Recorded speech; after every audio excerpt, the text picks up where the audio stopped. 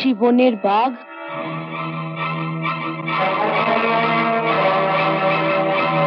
যতই তুমি দেশ নেতার ভেক ধরো না কেন, তোমার মতো একটা ভণ্ড খুনে দাগী আসামিকে লোকে একদিন চিনে ফেলবেই। কখনো না। মনা গুন্ডাকে চেনা তো সহজ। মনা গুন্ডা? নিজেকে গুন্ডা বলে পরিচয় দিতে লজ্জা করে না?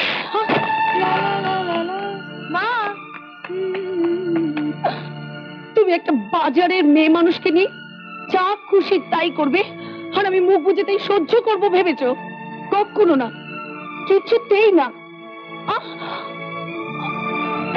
দেব চুপ করিয়ে বল, দেব চুপ করে ছেড়ে দিলে মতো। মা,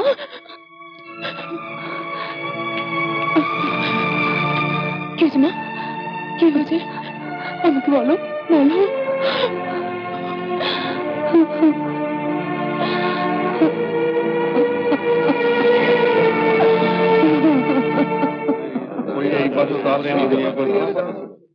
নমস্কার নমস্কার নমস্কার নমস্কার।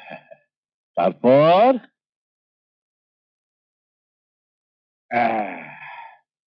খবর কি সব? আচ্ছা আচ্ছা, তোর খবর কি স্বপন? ভালো আছি দাদা। বুঝলে দাস, বলুন স্যার। আমাদের মহিলা সমিতির মীনাক্ষী সেন শর্মা, হ্যাঁ স্যার। ওকে রাষ্ট্রমন্ত্রী করে দিলাম। হে, তাই নাকি?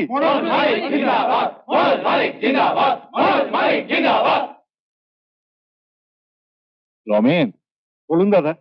ত্রিবেদীজিকে ফোন করে জানিয়ে দিও ওদের ধর্ম মহাসভার বার্ষিক সম্মেলনে আজ আমি 1 লক্ষ টাকা দান করব।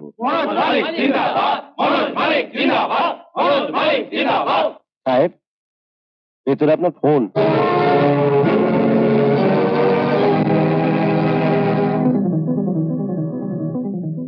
বলছি